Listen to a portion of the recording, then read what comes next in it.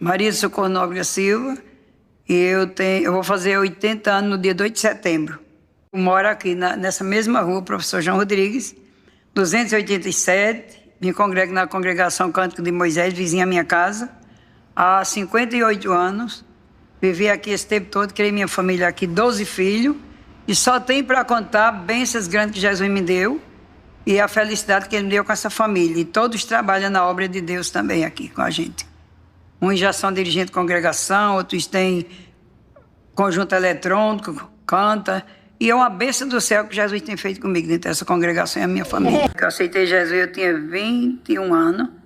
Era aquelas católicas que só vendo os pés dos santos rezando. E eu queria que Deus me fizesse uma coisa por mim. Agora eu não sabia como pedir, que eu não era crente. Não conhecia evangelho. Naquele tempo a missa era em latim, então eu entendia. Um dia eu cheguei na casa de uma irmã minha e estava um cunhado dela lá, crente. E ele disse: Socorro, você já ouviu falar do Filho de Deus? Eu até fui ignorante. Eu disse não, que Deus nunca casou, ele não teve filho.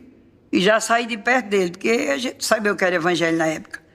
E de lá ele ficou gritando, lá onde ele estava sentado, explicou como foi o nascimento de Jesus tudinho. E ali eu já temia a Deus. Depois aceitei Jesus no dia 8 de fevereiro de 67. E o meu marido no dia 1º de fevereiro de 67. Estamos na mesma igreja, Assembleia de Deus de Campina Grande, até o dia de hoje. Não olho para um lado nem para o outro. E sempre gosto de dizer, se todo crente aceitasse Jesus na maneira que eu aceitei, não queria nem negócio com o diabo, nem nunca deixava Jesus por nada. Então, quando eu aceitei Jesus, a maior sede que eu tinha era de pregar a palavra, mas eu não sabia ler. Nunca fui na escola. Então, o que eu ouvi os irmãos falar, eu aprendi e falava. Às vezes falava, uma vez mesmo, eu fui pregar numa cidade e preguei no meio da rua, sem saber ler. E eu, no lugar de dizer que disseram que Jesus tinha espírito de Bezebu, eu disse de Boi Zebu, porque eu não sabia ler. Mas eu não desejava tanto ler, porque eu achava que eu não ia ler. Como era que eu ia ler se eu nunca fui na escola?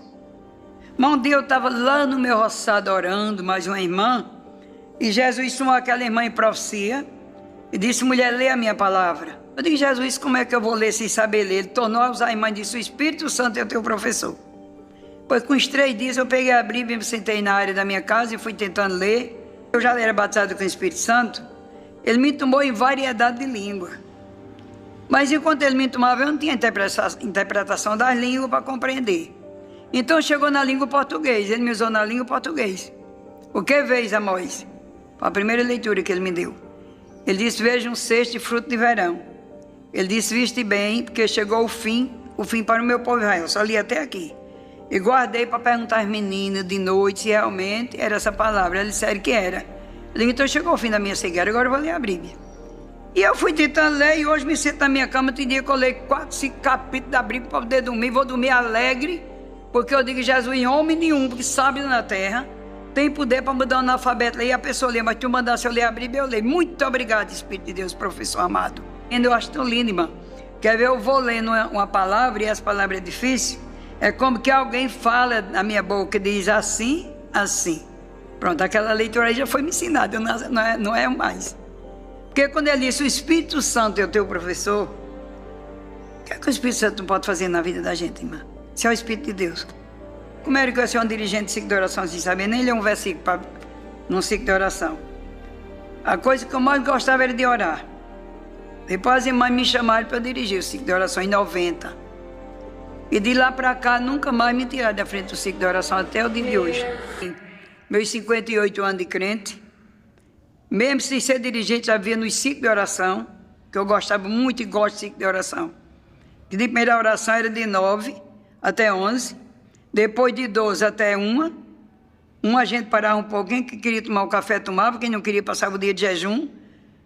E a gente voltava e orava de 2 até 3, então era um dia de oração, fora as orações que a gente fazia na noite para desabençoar o ciclo de oração. Porque de primeira, irmão, os crentes oravam muito. Tinha muita vigília, era vigília de oração, não era vigília de cantarola, não. Era vigília de joelho no chão, irmão. Que a coluna se levantava, cantava o hino e um versículo da Bíblia, joelho no chão de novo. Para orar, irmão. Jesus passou a noite orando no Getsemane. Se Jesus, o Filho de Deus, subia para os montes, passava a noite se comunicando com o Pai. Quando descia dos montes, endemoniado, aleijado, coxo, ele ia libertando tudo. Jesus passava a noite muito mais comunicando com o Pai. E nós? Pai Jesus já usar a gente aqui na terra numa palavra inspirada. Pai Jesus já usar a gente aqui na terra para uma pessoa convidar a gente para orar pelo endemoniado, pela pessoa. Não tem que ter uma aproximação de Deus? Pô, hoje se preocupa em buscar Deus como antes não, irmã. Passar a noite todo dia de joelho, se preparando para fazer a obra de Deus no outro dia. Passar um dia todo dia de jejum. Irmão, o povo da igreja não ora não, irmã. O que é que eu digo, minha gente? Quando for ensaiar com esse povo, passe meia hora de joelho. Que na meia hora de joelho orando pelo ensaio, quando vocês começaram a cantar o fogo cai. Eu era conselheira de mocidade. A gente orava aqui meia hora, só uma meia horinha. Quando a gente se levantava, já me revelava que batizava com o Espírito Santo, batizava na mesma hora, irmão. Os conjuntos cantavam, o fogo do céu caía. Mas a igreja era perseguida, irmão. Que a igreja é perseguida quando Deus está operando, porque o diabo usa os seus instrumentos. Mas uma igreja natural está incomodando o inferno com o quê? O que incomoda o inferno é a presença de Deus.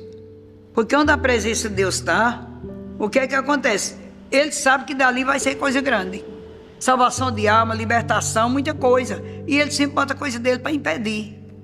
Mas primeiro as mulheres de oração, irmão. Essa mulher que Jesus já levou, que eu já trabalhei com elas, aprendi com elas, era mulher cheia do poder de Deus. Mas isso tem um preço. Isso tem um preço. Para a gente, para se encher de Deus, tem que buscar Ele, porque Ele diz: chegai-vos a mim, que eu chegarei a vós. Se a gente for buscar Deus, Deus se chega a nós também.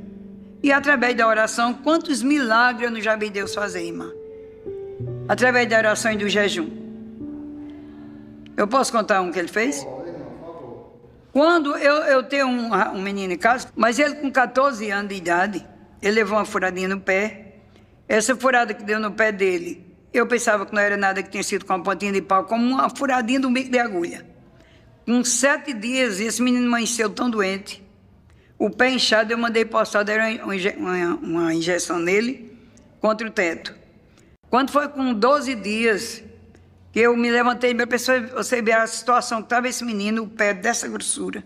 Eu corri para o hospital da FAP, aqui no Bar do Bodogó mesmo. Chegou lá, tem médico que examinou ele. Ele disse: olha, não tem solução. Daí é para outro hospital. Vou levar para Tagino. Quando cheguei lá, os médicos entraram na sala e examinaram ele. Chegaram para mim e disseram: olha, mãe, a gente vai ficar porque é a nossa obrigação, mas não tem solução não. Mas também não me dizia o motivo. Depois botaram lá no UTI. E eu fiquei indo lá, ia de 10 horas da manhã, ia de 4 da tarde. Saiu o médico 10 horas e dizia: mãe, tem solução. Saiu de 4 do meu jeito. Então eu chamava minhas filhas, passava a noite todo dia de joelho, numa reserva que tem na igreja, que fica vizinha à minha casa. No outro dia jejuava até a hora que aguentava, corria para lá de 10, voltava do mesmo jeito, que ia de 4, eu sei que foi 9 dias essa peleja, de 9 a 10. Eu jejuava todo dia, passava a noite de joelho nessa reserva aí dessa igreja. Depois, quando foi um dia, eu cheguei lá e o médico chegou e disse: olha, mãe, a doença do seu filho não tem solução. Olha, deu teto na perna dele, deu a gangrena no sangue e a mente está paralisada. Então, realmente não tem solução. Está ali dos aparelhos, mas nós, Deus, assim, tirou os aparelhos, a gente não lhe garante vida. Depois vim embora para casa. Quando eu cheguei aqui, eu me ajoelhei atrás desse púlpito aí, tem minha cara no chão 12 horas do dia. E disse: Jesus, olha, mãe, quando eu estava pedindo agoniada, Jesus me dava uma resposta. Que a gente tem que descansar e falar com Jesus com calma. Me ajoelhei aí, só eu e Jesus, meu dia. E disse: Jesus, olha, Senhor, eu amo meu filho. Mas eu vou te pedir uma coisa, leve ele. Que eu nem quero ele louco, nem quero aleijado, nem paralítico. Então, Jesus, se há de o Senhor curar meu filho para fazer a minha vontade, para ele ficar numa situação difícil, leve. Pois Jesus me tomou e disse: mulher, eu nem vou levar teu filho, nem vou te entregar ele louco, nem aleijado, nem paralítico, vou te entregar ele sã como ele nasceu. Agora volta àquele lugar, daquele povo que sabe materialmente, e diz a eles: faça o seu trabalho, que é sobrar aí quem vai fazer é Deus. Pois não tinha outro profeta para Jesus, ele usou a minha boca mesmo. E eu criei. Irmão, crente que crê, irmão, ele é vitorioso. Eu podia ter duvidado, porque eu não estava querendo que Jesus curasse. Eu podia ter duvidado, não, porque quando Deus chega dentro de nós, a coisa é diferente. Não é mais nós não, já é o Espírito Santo. Pois eu voltei de 4 horas, foi 12. 4 horas eu cheguei lá, depois saiu o médico. Eu perguntei como é que está Mateus. Ele disse, não tem solução. Não tem solução. A mente já paralisou. Eu digo, doutor, faça o trabalho de vocês. E a sobra aí quem vai fazer é Jesus. E embora para casa. Foi na sexta-feira. Jesus, foi na sexta-feira, meio-dia, que ele falou para mim, numa sexta-feira. Jesus, ele me provou na sexta. Ele me provou no sábado de manhã, no sábado de tarde. Quando eu cheguei lá, era a mesma notícia. Agora eu não estou bem lembrada. Se foi no mesmo domingo ou se foi na segunda de noite. A gente veio orar. A gente estava orando todo dia, mas nessa noite a gente veio orar aí. E veio uma irmã que Jesus levou ela agora com essa Covid. Lá de Boa Vista, que era muito amiga minha, era solteira na época, a gente veio orar. Depois a gente ficou orando aí a noite todinha. Foi 3 horas da manhã. E Deus, quando eu lembro disso, eu choro. Foi 3 horas da manhã, a gente estava cantando o hino. Aquele hino que diz assim, o 110 da harpa, 510, da cura dos enfermos. Um dom real Deus despertou nos seus fiéis, dom de curar. Toda doença Deus sarou, e sara ainda e vai sarar. Depois a gente estava cantando esse hino. Quando a gente cantou 3 vezes, quando a gente ia dar 2 vezes, nas 3 vezes, a irmã deu um grito de uma glória bem grande. Disse, irmã, socorro, coisa tão bonita eu vi agora, irmã. Irmã, desceu um jovem de branco aqui. As vestes dele clareou mais do que o claro da lâmpada. Lhe entregou um vaso de azeite. Eu vi, irmã, socorro. Quando ele entrou no hospital Antônio Itagino, eu vi quando ele rodou o trinco da porta do UTI. Foi lá onde seu filho estava e derramou um vaso de azeite na cabeça dele. Isso era 3 horas da manhã, viu? Depois eu disse, pronto, Jesus curou ele agora. E a alegria de 3 horas da manhã até o dia amanhecer, dá 9 horas para correr para lá, para ver ele curado. Depois eu fiquei com menina até da hora de pôr o ônibus ali. Quando eu ponho o ônibus para ir para o Tagino, eu ia dentro do ônibus, eu chorava, cantava hino espiritual, dava glória a Jesus. O povo do ônibus olhava, outro olhava.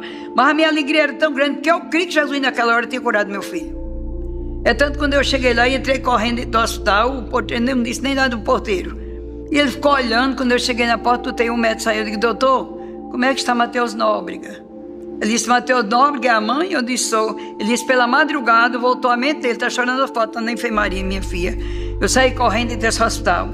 Eu falava língua estranha, pregava para as mães, aceitem Jesus para Jesus curar os filhos de vocês também. E Jesus curou meu filho, minha filha. Praticamente estava morto, eu mesmo tenho ele como ressuscitado. Eu lembro que uma vez eu fui falar com o pastor Apollon. Ele me perguntou uma coisa no menino meu, seu filho tinha o que comer? Eu digo, não, pastor. Faz 8 dias hoje que eu tenho uma panela de feijão de fogo para dar de comer a meus filhos.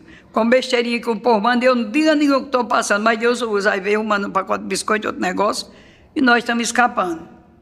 Então Jesus me provou na prova do pão de uma maneira muito grande.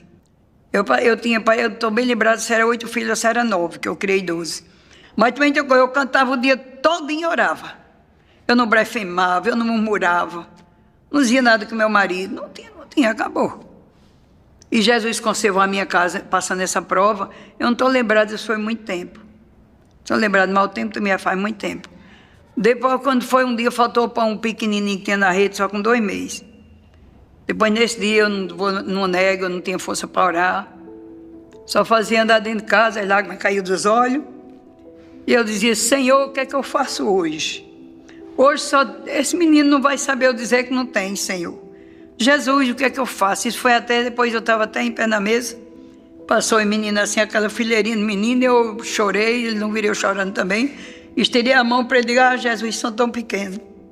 Entrei para o quarto, fui chorar. E fiquei andando da casa, da cozinha para a sala. Quando foi tardezinha, eu saí para fora e fiquei olhando para o céu, dizendo, Jesus, o que é que eu faço para quando essa criança se acordar, eu tenho cuidado de comer a ela, Jesus? Depois eu criava um cachorrinho em casa, o nome dele era até Leão. Depois viu quando aquele cachorro vinha correndo, chegou no meio de um menino e jogou. Mas disseram, mãe, olha que Leão trouxe. Quando eu olhei, eu não estou lembrado se era 80 ou era 180 que eu cruzei naquela época. O dinheiro mesmo, não vem dentro de saco, nem nada não. O dinheiro enrolado e jogou no meio de um menino. Mas as coisas que Deus faz é muito bem feita. Não esperava nunca que um cachorro viesse trazer dinheiro da boca. Então eu peguei aquele dinheiro, quando a criança acordou, já tinha comida para ela, graças a Deus. E isso eu nem um momento questionei, porque eu vi quando o animal vinha trazendo.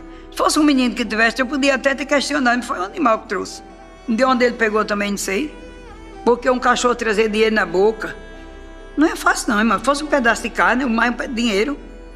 E tinha gente que depois zombava até de mim. Eu dizia, se vocês quiserem que creia, se não quiser, não creia. Eu vi o dinheiro e recebi, de comer meus filhos, estou aqui contando a bênção para a glória de Deus. Que eu não tenho impressão de ver então uma mentira dessa.